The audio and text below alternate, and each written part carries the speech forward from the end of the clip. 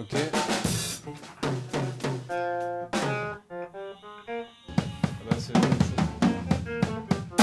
Les gars, laissez-moi vous dire avant de commencer que je suis trop content de faire ça avec vous. Je suis trop content que ça se lance. C'est trop stylé. C'est trop bien, les gars. Merci beaucoup. T'as fini? Je l'ai mérité, celle-là. Je l'ai cherché un peu. La musique, c'est surtout à partir de 5 ans et demi, parce qu'en fait, il était hyper actif, donc il faisait énormément de sport, il épuisait tout le monde. Et je ne sais plus qui, un jour, m'a dit, mais il faut lui apprendre à être calme. Sur ce, comme mon mari était un peu musicien à l'époque, il rêvait que son fils joue du violon, c'était pour lui le plus beau des instruments. Et donc il a fait du violon au conservatoire, à Colombes, dans le 92. Un de mes fantasmes, un de mes rêves, c'était d'avoir un grand violoniste comme fils ou comme fille, mais en l'occurrence là comme fils. On l'a poussé et il a vite compris qu'il allait trouver un jour quelque chose dans la musique.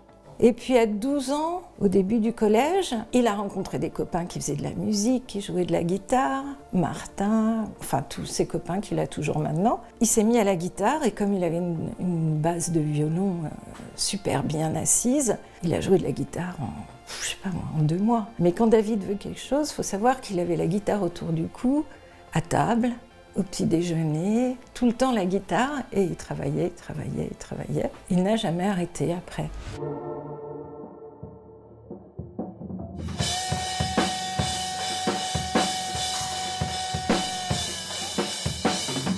Putain, il a eu Ça commence à rentrer, c'est bien. 2, 3, 4.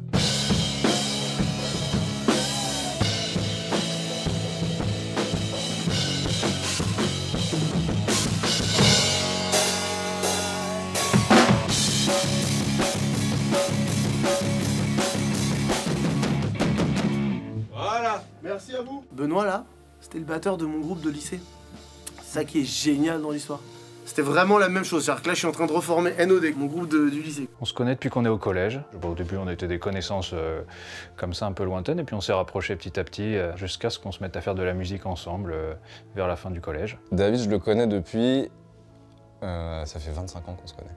On s'est rencontrés au collège. Le groupe qu'on avait ensemble, je l'ai commencé en 5e avec Benoît qui est à la batterie. Donc Benoît, c'est pareil, ça fait 30 ans que je le connais. Donc ils avaient un groupe qui s'appelait NOD, Noise of Destruction, dans lequel je n'étais pas. Et moi, à ce moment-là, dans ma vie, je suis dans la timeline de je n'existe pas, je sais pas pourquoi je suis là, je suis un peu dans le moule de la vie. L'estime de moi est assez médiocre, mais bon, comme beaucoup de gens au collège. Et un jour, il y a NOD qui joue en concert, et je vais voir NOD en concert. Et là, je suis dans la salle, et là, je vois le concert. Et là, je me dis, non, mais là, si je veux vivre, c'est là que je dois être.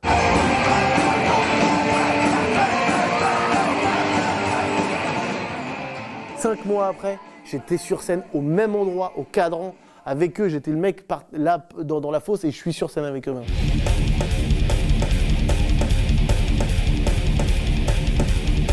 Avec David, on s'est rencontrés au lycée, donc on avait 17 ans. Il avait son groupe NOD, j'avais mon groupe WTMI. Il n'y avait pas de concurrence, mais il y avait un truc sain, quoi. C'était les 2 groupes du bahut, ils étaient bien meilleurs techniquement. Notre groupe avait un peu plus d'âme. Et j'ai vu sur scène, j'ai dit, mais qu'est-ce qui se passe? Il était en transe, c'était trop stylé. Tout le groupe, hein. L'accroche, c'était un peu la musique, mais c'était un mélange avec les gags au lycée, quoi. Et je pense que le point d'orgue, c'est le medley qu'on décide avec les gars, avec David et Jonathan, le 3e Zikos. Mais tous les potes étaient inclus dans le truc de faire un concert privé au lycée. Donc ça réunissait à la fois la musique, mais en même temps l'aspect gag, un peu pirate, quoi, un peu la dissidence. Mais on joue et progressivement, il y a tous les élèves qui arrivent, il y a la proviseur qui se fait siffler, qui nous dit d'arrêter, donc il y a vraiment un aspect punk, tu vois. Ça réunit trop de choses. Là, il se passe un gros truc à ce moment-là. Il a eu un crush sur ma connerie, et moi j'ai eu un crush sur sa prestance sur scène. Tu l'as tout de suite bien aimé, David, quand tu l'as rencontré? David, au début, non, il m'agaçait. Ce qui m'agaçait chez David, c'était le besoin de se mettre en avant énormément. Il avait besoin de ça, il avait besoin d'attirer. Il a toujours besoin, même si c'est un peu moins... C'est plus, entre guillemets, c'est plus conscientisé. Et puis même, il en a fait son métier. Enfin, c'est quelque chose sur lequel il a énormément travaillé. Mais besoin qu'on le remarque. Très vite, on a compris qu'il voulait être au centre de la scène. Et à chaque fois qu'il a démarré ses projets, qu'il a voulu commencer à faire de la musique, ou qu'il a voulu se lancer dans des projets, on l'a soutenu, même si quelquefois c'était avec un peu d'inquiétude. David, c'est un showman depuis qu'il est né. Mais ça reste quelqu'un d'extrêmement sincère. C'est comme ça qu'il est construit, qu'il s'est construit. Il avait besoin aussi de passer par le côté exposé, parce que c'est lui. Et ça ne veut pas dire que c'est faux. C'est une extension de nous-mêmes. En fait, il y a une part d'ego et de les gars, aimez-nous s'il vous plaît.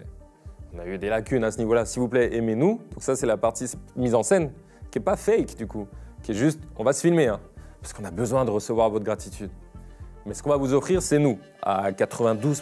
En fait, on ne sort plus d'ici pendant une semaine. Vous avez compris qu'on est enfermé, c'est une télé-réalité en fait. Il y a un mec qui filme et on est enfermé dans un studio. Comment tu peux être sincère quand tu mets constamment ta vie en scène?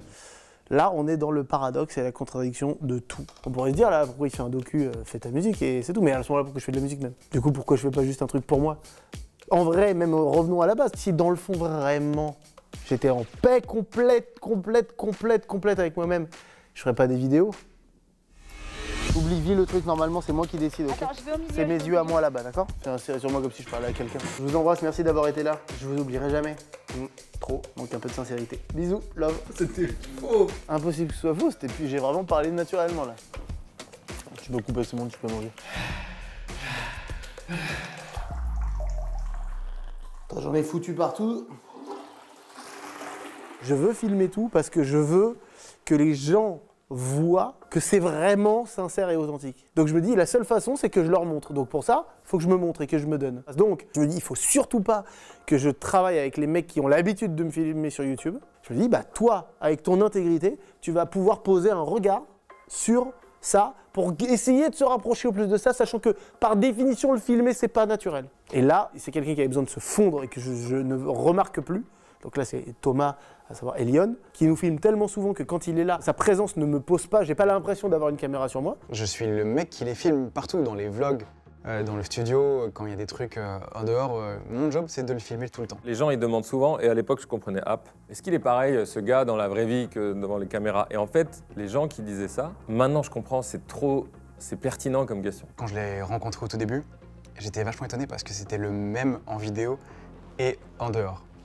En revanche, je sais pas à quel point il joue de son personnage dans la vraie vie, aussi quand on travaille tous les deux en dehors des caméras. Là, d'un coup, il y a une histoire. Bah oui. Ça manquait d'une histoire jusque-là, tu vois. Jusqu'à présent, je filmais dans le vide, mais là... Eh oui, je sais. Il a tellement joué avec la caméra, il tourne... Enfin, faut imaginer le rythme ici, c'est 3 vidéos par semaine qui sortent par chaîne YouTube, c'est constamment des tournages. Et je pense qu'il a tellement évolué autour de caméra qu'il les voit même plus. Il a dû être un personnage à un moment, et que maintenant il vit son personnage sans s'en rendre compte.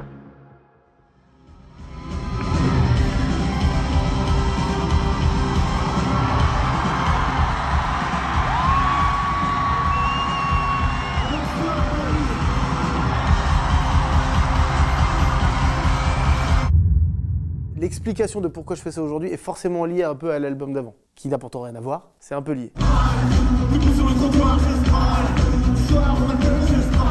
Cet album, c'est un échec. Oui, sur le papier, c'est un échec, puisque les attentes étaient bien plus grosses, je crois, chez BMG. En tout cas, tout le monde s'attendait à ce que ça marche beaucoup mieux. Et même pour eux, oui, bien sûr, c'est un échec. Ils le revendiquent presque. Moi, je pense que l'échec, déjà, tu sais, moi, c'est pas vraiment un échec.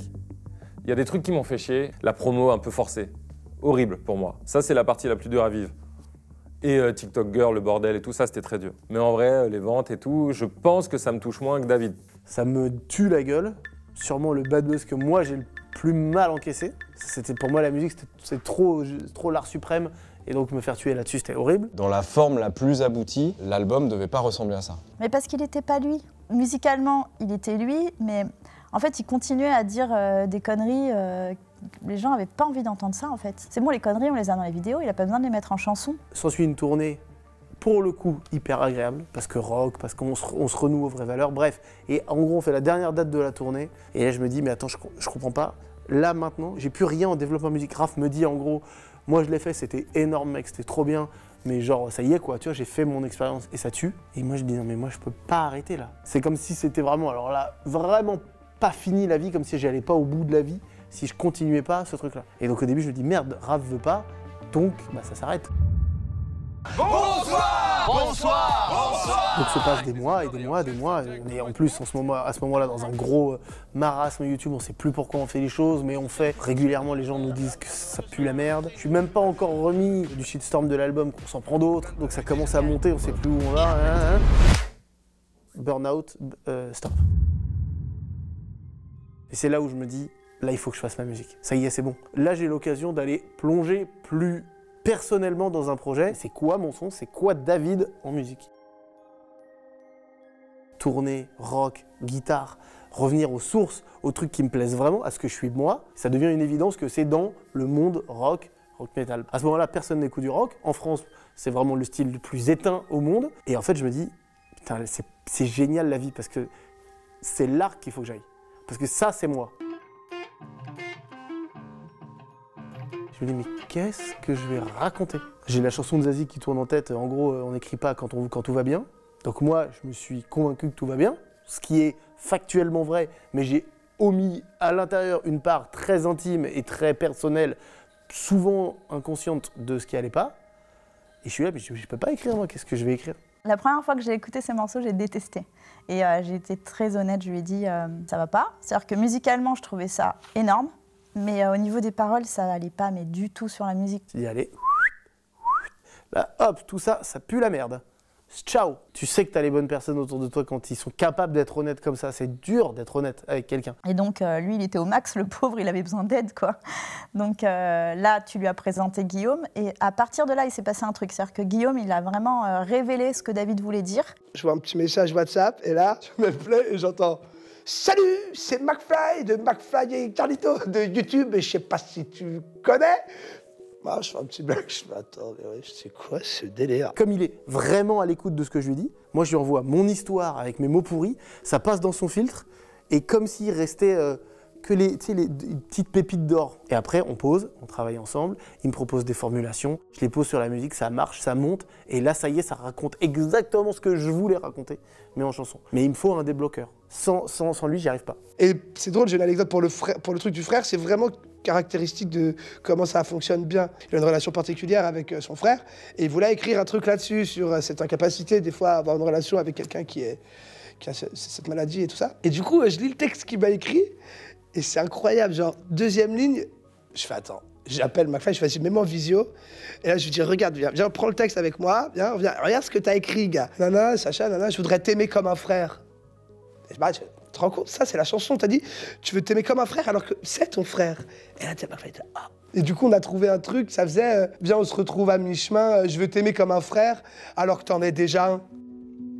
C'est une des relations les plus à la fois fortes et douloureuses de sa vie, son frère. C'est-à-dire que moi, quand j'ai rencontré David, il n'y en avait que pour son frère. Et moi, ça m'avait choquée parce que quand j'étais avec David, j'étais un peu la prunelle de ses yeux. Puis d'un coup, il y a Sacha qui arrivait, qui avait 10 ans.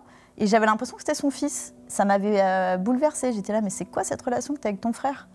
Et il l'aimait trop, quoi. Sachou! Mais il est déjà BG, t'as mon Sachou? Et en fait, on ne sait pas trop ce qui s'est passé, comment ça a évolué. Mais en gros, David, il a plus réussi à avoir de relation avec son frère. Cet album, il dit ça à son frère dedans. C'est tous les sujets qu'il avait étouffés, en fait, il dit ben non, en fait, je vais en parler. C'était à l'époque où ils vivaient avec Tiffany dans leur premier ou deuxième appartement. C'était une vie de couple et du coup, ils étaient moins à la maison, c'est pour ça. Ça a été difficile ou c'était... Non, j'ai compris tout de suite, ça n'a pas été difficile. En écrivant cette chanson, j'ai pardonné en fait. J'ai pardonné ce que je reprochais, je me suis pardonné à moi-même d'avoir ressenti des émotions négatives. J'ai pardonné aussi à Sacha, même s'il n'y avait rien à pardonner vraiment, mais je lui ai pardonné. Et du coup, en fait, en faisant ce travail de pardon, il y a un truc où je lâche.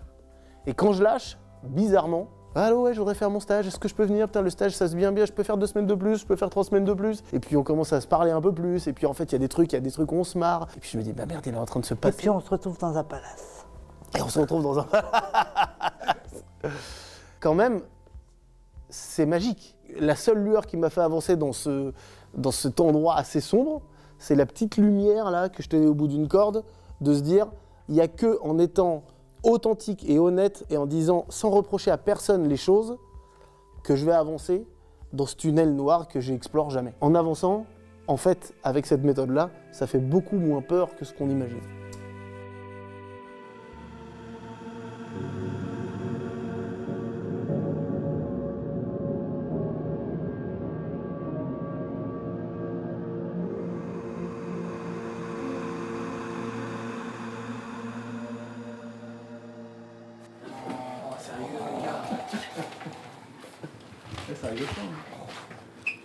Les gars, vous vous rendez compte un peu ou pas? Bah ouais. Alors voilà, moi c'est choquant là par contre.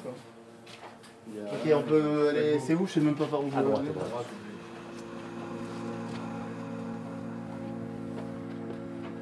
On va vraiment être obligé de bien jouer quoi. Ouais, bah là, il n'y a plus d'excuses. Ouais, ça la ferait vraiment mal. Laissez-moi juste résumer la situation. Je résume ou pas? On est en Belgique, dans un studio légendaire, entre potes. On s'apprête à faire de la musique. Dans des conditions extraordinaires. On dort sur place, on mange sur place, on vit sur place. La bouffe est bonne. Et la bouffe est bonne. Qu'est-ce que tu veux de mieux?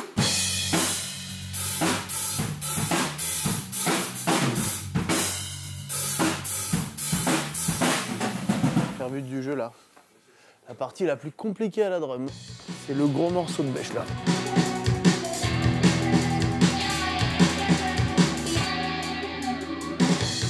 Et on refait, on n'y est plus. Ça, you can erase. Hein. C'est déjà mieux, hein. C'est déjà mieux. Ouais, c'est bien, Bêche. Hein. On continue comme ça, mais tu vas la voir là. Moi, j'avais pas joué de batterie depuis 15 ans. Je me suis mis une petite pression, voilà, pendant 2-3 mois à jouer énormément. Il m'avait envoyé les morceaux pour que, déjà pour voir si ça me plaisait, et puis ensuite pour que je puisse les bosser de mon côté. 100 fois mieux là. Hein. Je sais pas ce que t'en penses, Daniel, mais. Il est dedans là. Il est en train de rentrer à son enjeu. Je vous dis, ce mec, dans 6 mois, ça va être une bombe. On n'aura plus besoin de la batterie après, tu vois ce que je veux dire. Donc tu peux tout casser, quoi, là. C'est bon.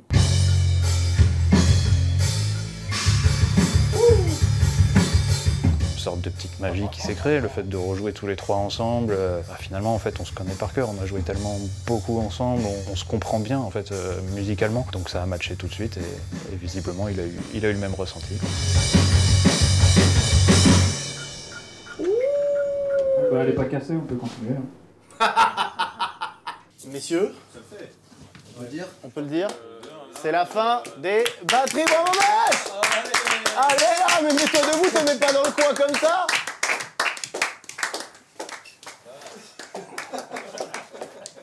Il l'a fait, putain, il l'a fait le coup. On se connaît vraiment très bien musicalement, donc pour moi c'est une continuité plus mature de ce qu'on faisait quand on était au lycée en fait. Batterie c'est dedans, basse c'est dedans, on rentre maintenant dans une nouvelle partie mon gars. Moi je reste régalé. Ah c'est la régalade. Dans la balance, c'est soit on rentre un peu le Bogner un tout petit peu et suite gauche de Pivi. Ça déjà.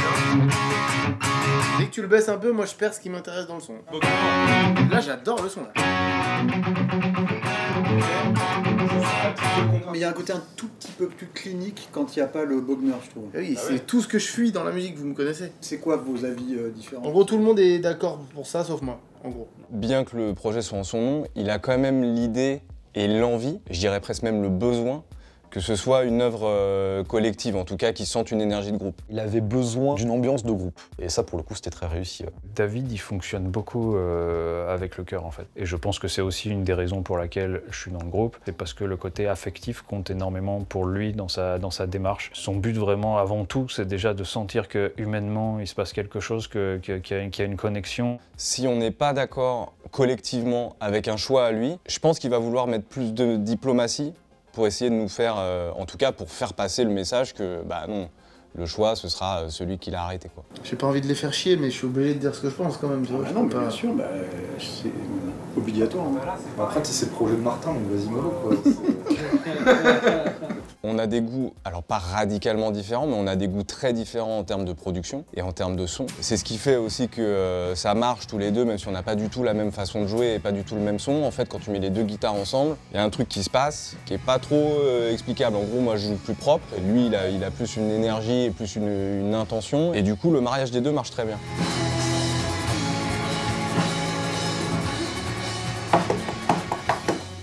Dans mon projet, je veux vraiment qu'on sente l'aspect groupe qui joue. C'est pas juste mes chansons et chacun, ça peut être n'importe qui joue. Je veux un son de groupe, je veux une identité sonore. Pour ça, je suis obligé de créer une alchimie.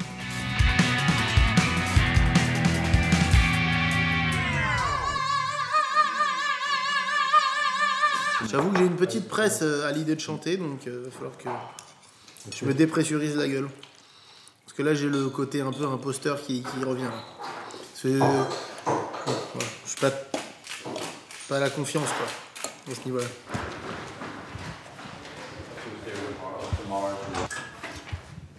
c'est là, les coucous. Oh là là.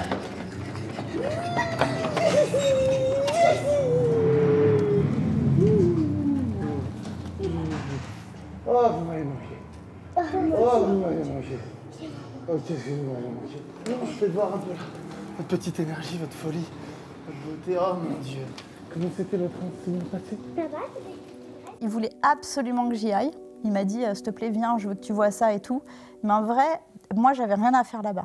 Je ne me sentais pas vraiment à ma place parce qu'il était tellement concentré sur son travail et un peu stressé par l'idée de poser ses voix qu'en vrai, on n'a pas passé le meilleur moment de notre vie. Mais j'ai compris après coup pourquoi j'y suis allée. Heureusement que j'y suis allée d'ailleurs. Parce que là, il s'est effondré littéralement avec son imposteur, quoi. C'est-à-dire qu'en fait, il s'est dit, mais je ne sais pas chanter, pourquoi je chante? Quand ils sont arrivés, j'ai senti que tout tu vois le château, tout s'écrouler. Je savais qu'on allait faire tout sauf les voix. Tu le savais avant d'y aller? Ouais. Je savais qu'on n'aurait pas les voix en rentrant. Il rentre dans le circuit de je suis nul, je suis nul, je suis nul, je suis nul, je suis nul, je suis nul, je suis nul, je suis nul. Et il n'y a rien qui sort, parce que tout est bloqué.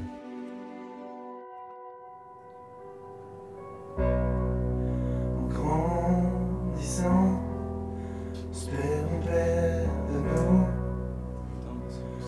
On perd pourtant, on continue malgré tout.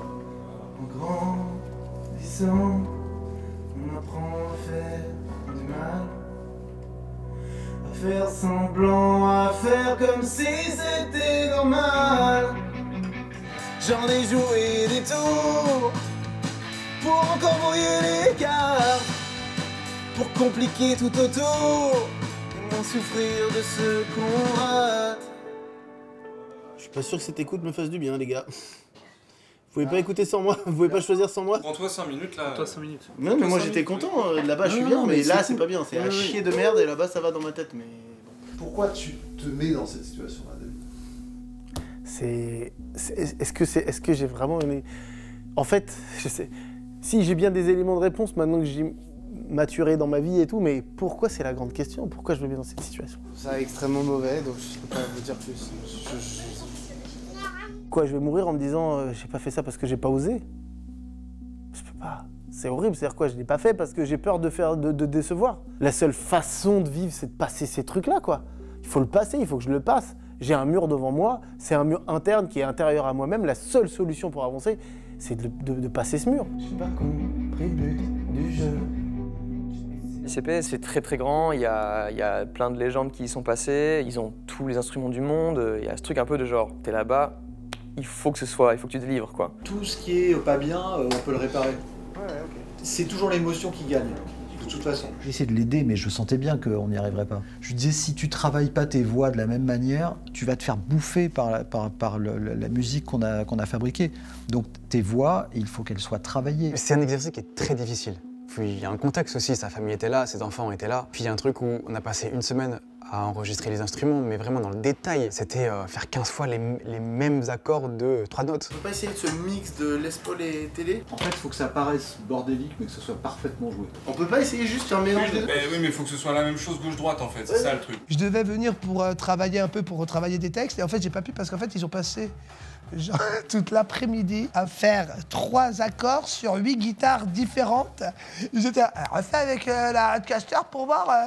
Ah mon gars, je te jure, moi, rien, je ne vois pas la différence. C'est normal que ce soit aussi long de faire 6 chansons? C'est long, hein. Le studio, c'est une espèce de tu es comme un funambule et puis t'avances et le moindre truc qui peut se passer, blum, ça peut te faire basculer d'un côté ou de l'autre. Ne te compare à rien ni à personne, ta voix elle est magnifique, c'est ton projet, donc ça me Oui, mais j'ai tellement entendu toute ma vie que je savais pas chanter que c'est... qui t'a dit ça? Toute ma vie, avant, pendant des années. Quand David était ado et qu'ils avaient un groupe ensemble, NOD, en gros, il disait à David que c'était pas la peine qu'il soit chanteur. Alors moi, je sais que je lui ai dit à l'époque, il y a une voix, même si elle est sous-mixée, on va l'entendre plus que tout. Et en général, c'est pas forcément très juste. Et donc du coup, ça vient un peu, on se dit, il y a un truc qui perce là dans l'oreille, mais c'est David. Donc ouais, moi je pense que je lui ai dit, j'ai pas dû être le seul. C'est vrai que quand on réécoutait des enregistrements derrière, en live et tout, on n'était pas forcément dedans. Je savais pas que ça lui avait donné un complexe comme ça, et c'est pour ça qu'on en a beaucoup reparlé derrière à ICP, et je me suis excusé si j'avais pu être si j'avais pu faire partie du problème ou quoi que ce soit, et j'avais aucun doute sur le fait qu'il avait largement les capacités pour enregistrer. On se posait pas la question de ce qui se passait intérieurement. On avait 15, 16, 17, 18 ans. À ce moment-là, tu vannes sans arrière-pensée, tu vannes pas forcément avec l'envie de blesser, et puis tu te poses pas la question de si la personne en face de toi elle est blessée. Du coup, il en garde quelques stigmates, ouais. À l'ICP, tout est ressorti. Mais c'est David qui avait pas guéri ce truc-là. Les albums les plus parfaits, c'est pas ceux qui ont mieux marché. Non, mais c'est pas une question de parfait, c'est que même dans l'imperfection, c'est pas bien, là. C'est pas utilisable, quoi. C'est ce que je veux dire. Je cherche pas à être parfait, mais c'est pas utilisable. Moi, la dernière prise de sang que j'ai entendue, elle était super bien. Rien du tout, c'est incroyable. J'ai écouté, j'étais là, mais les gars, c'est pas. Mais les autres, ils aiment bien. Ils l'ont tous dit. Je sais pas, mais là, c'est. Là, c'est super. Ouais. Bah, c'est sûr qu'en fait, quand tu pars d'un niveau tellement bas, tout le monde à un moment arrive à se faire croire que c'est pas mal. Mais... Tu veux que moi je te montre ce que c'est, un niveau bas de chant? J'ai essayé de le rebooster en mode fais-le, vas-y, assume jusqu'au bout et confiance en toi jusqu'au bout. T'y es là maintenant, t'es pas un imposteur, quoi. Tu as le droit, tu mérites et t'as le droit de chanter et de prendre ta place de chanteur dans cet album. Tu peux lâcher ta voix et enfin être plus détendu, tu vois. Ouais, tout à fait. Non, mais c'est clair. Hein. Je lui ai juste dit que je savais de quoi il était capable. C'est pas une heure d'essai qui va t'anéantir comme ça, parce que moi je sais ce que tu es capable de faire et toi tu le sais. Avec tout le boulot qu'il a fait aujourd'hui, il est full légitime à 100%. Ouais. Bien plus que plein de chanteurs. Très franchement, je suis pas sûr que je puisse faire mieux que ça. Je pense pas que je puisse faire là, mieux. tout de suite, ouais. Non, mais dans Ever. Franchement, moi je m'en fous du process. Ce qui compte, c'est le résultat. Oui, bien sûr. Et le résultat, il sera mortel. Je suis pas sûr qu'avoir une voix ultra lisse et calibrée, ça soit ça qui raconte justement quelque chose de touchant. Donc il faut voir que dans ce que tu as fait, il y a déjà plein de bons trucs, je trouve. Merci les gars, on va bouffer. Ouais, allez, merci. Quand bien même, il n'a pas réussi à l'ICP. Et quand on est rentré, j'ai appelé une coach vocale que je connais. Alors moi, j'arrive à la fin de l'histoire, du coup, je découvre, je ne sais pas ce qui s'est passé vraiment. Je me dis, OK, ça c'est le genre de job qui me plaît. En plus, j'adore coacher sur ce terrain-là, entre guillemets, puisque à côté, je suis formée aussi, pas que pour la voix, mais pour justement tout ce qui est émotionnel. Et voilà, mais c'est un autre chapitre. J'aimerais pouvoir mettre dans mes chansons l'émotion et l'intention qui est derrière les paroles et ce que je raconte, parce que c'est le texte qui me touche. Le problème, c'est que j'arrivais pas du tout à contrôler. J'étais submergé d'émotions, et à un moment, j'étais à deux doigts de fondre en larmes, alors j'étais juste en train de chanter ma chanson, tu vois, c'est tranquille, quoi. Et je savais plus où aller. Je ferai pas la partie d'après tout de suite. Et quelque chose en écoutant les 6 titres où je me suis dit, mais je comprends pas l'émotion que tu veux donner. L'émotion que moi je rejette et je refoule chez moi depuis toujours, c'est la tristesse. Je la rejette, je la refoule parce que dans ma vie j'ai croisé des gens qui ont vécu des vies beaucoup plus difficiles que moi, donc moi je me suis toujours dit mais t'as pas le droit d'être triste en fait, qui tu te prends, pourquoi t'es triste? Le temps d'une chanson, tu vas pouvoir y aller, mais il faut qu'on le sente, tu vois, et sans jamais surjouer, la difficulté elle va être là. Petit prince dans le désert, j'aimerais savoir d'où tu viens, t'as l'air perdu sur terre. Laisse-moi te donner la main. Je sais pas si c'est ça que t'attends. J'attends rien de toi. Moi, parce que je t'emmène dans des endroits. Et toi, tu dois dire qu'est-ce que tu ressens. Et par exemple, de parler comme ça, déjà le couplet, par rapport à ce qu'on essaye de toucher, c'est-à-dire cette tristesse, cette chose-là, est-ce que déjà ça te ramène un peu plus? Complètement. C'est ça? Ah, ça sert, ouais, déjà. Là. Donc on y est. Ah oui, bah directement. Bah après, bon, faut pas me titiller trop sur ces chansons-là, j'y vais très vite. Hein. On y va ensemble, c'est parti. On va plonger. Hein. Allez, on plonge. Toute la tristesse, toutes les émotions que je sors jamais, elles sont là et je vais les traiter. La tristesse que j'ai découvert à la traversée en fait. Milieu de la traversée, je rentre dans le petit bac là, à l'intérieur de bateau et là je vois qu'elle est là, elle m'attend. Toute ma tristesse que j'ai mis de côté depuis que je suis petit, elle est là, elle m'attend dans le bateau, tout seul, là, et je peux plus rentrer, je peux plus rien faire. J'ai une crise, je monte, ça explose. Et là je me dis mais tout ça j'ai pas travaillé. Donc ça, je reviens de la traversée, je me dis mais j'ai tout ça à traiter moi. Mais non, tu rigoles, t'as pas le droit d'être triste toi. Allez, on taffe. Et là il y a maintenant, là on va le travailler vraiment. D'écrire cet album, ça a été une thérapie pour lui et il a été très malheureux pendant... Pas malheureux, mais comment dire, il a vraiment sorti sa tristesse pour la première fois de sa vie. Moi, je l'avais jamais vu comme ça. Jamais j'avais vu David triste, en fait. Il se mettait à pleurer, enfin, c'était incroyable, enfin... Excuse-moi. Je suis désolée, je pensais pas que ça allait me faire chier de dire ça. Voilà, c'est fini. Allez, tu vas y arriver, David, hein? Chacun a sa petite histoire ou sa grande histoire à raconter, à vivre. C'est vrai que lui, il a une histoire de quand il était bébé qui est lourde, puisqu'il avait été très malade à la naissance. C'est peut-être quelque chose qui était un peu bien caché au fond de lui et qu'en devenant adulte, il était temps. Il arrive à exprimer, à ressortir. Faites-moi et des poussières, j'aurais pas dû vivre les tuyaux à l'envers, nourris par des machines. C'est dans une boîte en verre, il m'a attaché, que je me suis accroché pour voir sourire ma mère. Ça fait un peu partie de mon job aussi, en tant que coach, de faire en sorte qu'on fasse descendre la pression. Comment tu vas? Ça va, je me sens bien. Il va y avoir des petites surprises et on va les utiliser à notre avantage. Mais ça va, c'est cool. Je me sens bien. Je vais travailler, mais c'est passage, c'est le plus chaud pour moi. Là, maintenant, ce qu'on fait là, c'est le plus dur. Tu penses à des phrases courtes, rassemblées, ou bien collées au micro et ça va le faire. On va bosser la technique vocale, on va creuser, on va travailler l'émotion du titre, mais en même temps, on va être tout le temps dans une balance comme ça, de jusqu'où je peux aller dans ce que je demande techniquement en fait, et quel est le seuil, l'endroit, la frontière à ne pas dépasser pour qu'on ne rentre pas dans un climat de tension, de performance, voilà. Et donc il faut être tout le temps très à l'écoute. Ce que je te proposais, moi, c'était quelque chose qui soit beaucoup plus dans le médium, les mêmes hauteurs de notes, mais plus... Oui, mais on peut s'amuser à essayer. Ouais, voilà.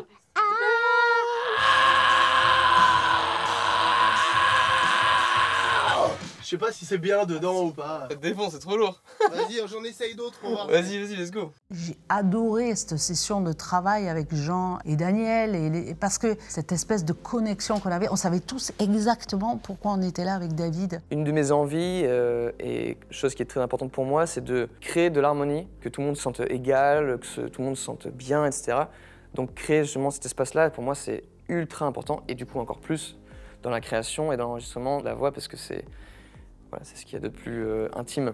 Il y avait un petit côté apprentissage et process, que ça allait prendre du temps. En fait, ça l'a complètement libéré et en fait, finalement, quand on a fait les voix, c'était assez facile. Et quand le vent se met à souffler et que le ciel se couvre, souvent on découvre qu'on est tout seul sur le voilier. Il n'y a plus besoin de lui dire en fait ce qu'il faut faire. Le truc existe, c'est lui qui raconte ses histoires.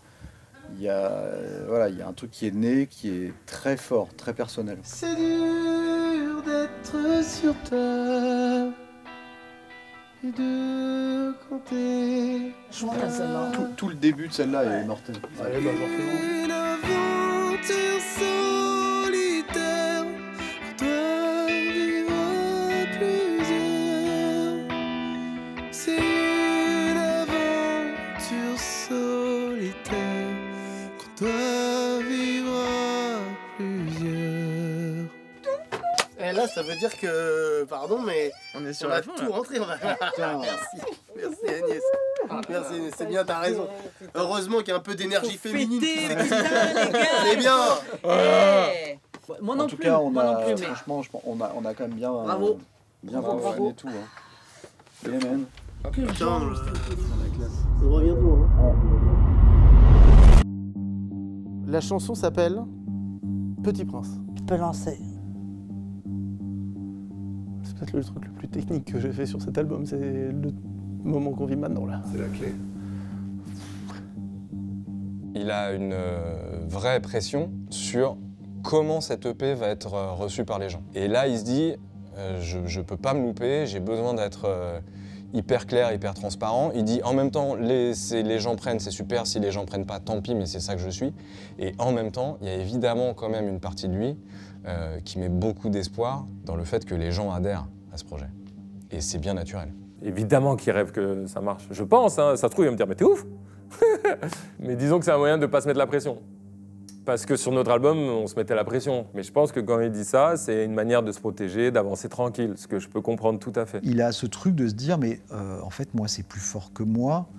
de faire ce truc-là. Donc il est suffisamment intelligent pour savoir qu'il se met dans une situation d'inconfort. Oui, il a besoin d'être validé, comme tous les chanteurs, mais il y a aussi cette espèce d'enjeu où il met sa vie, hein, ça va être enregistré, ça va être gravé, et puis il ne peut pas se planter, quoi. Là, le premier couplet, c'est tout le jugement de tous les gens, c'est là. Mets pas le pied dans ce projet si je veux plaire à tout le monde ou si j'ai peur de la réaction des gens. Il faut surtout pas que j'aille là-dedans. Si, il y a des gens qui vont pas aimer, c'est sûr. Mais que les gens n'aiment pas, ça va. C'est juste là, si ça se fait tracher, je vais avoir du mal à le supporter. C'est ça qui devrait marcher. Et après, enfin, qui devrait, c'est rien, c'est- ça va marcher, j'en sais En fait, tout le... Pour l'instant, on va sortir ça et puis on va voir comment ça réagit. Et puis surtout, moi je le fais pour moi avant tout, donc de toute façon, peu importe la réaction en vrai, je serai de toute façon heureux. Ça va faire 3000 écoutes, mon frère, ça, oh là là. C'est l'authenticité au max, en essayant de plaire à personne et juste de me faire plaisir à 100%, en espérant que ça plaise, mais c'est pas le but. Là, je stresse en fait, hein, clairement.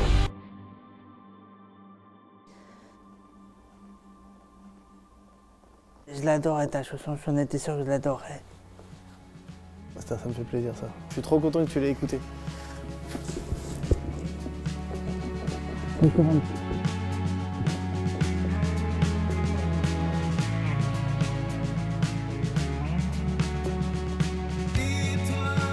J'ai besoin que tu me décrives David en un mot. David, c'est un petit poisson qui nage et qui s'amuse et qui réussira toujours à arriver là où il veut aller. C'est une réunion de tous les petits David que tu as vus. Le David qui fait des dégustes, le David en studio, David, je sais pas si tu l'as vu, mais qui parle, qui fait des phrases beaucoup trop longues.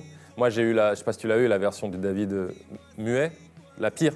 Méfiez-vous, c'est que ça va pas bien. La compile de tous ces paramètres, c'est David, tu vois. C'est ça, David. Désolé pour la réponse, mais... Pour moi, c'est quelqu'un d'extrêmement positif. Je dirais authentique, ouais. Directionnel. Bah, moi, j'allais dire force. Je dirais humain. Un sorcier rigolo. C'est juste un mec libre en fait. C'est le meilleur grand frère qu'on a jamais pu avoir de toute la planète.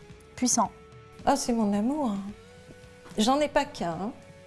Mais c'est mon amour, oui. Pour moi, David, c'est d'abord un artiste. Fier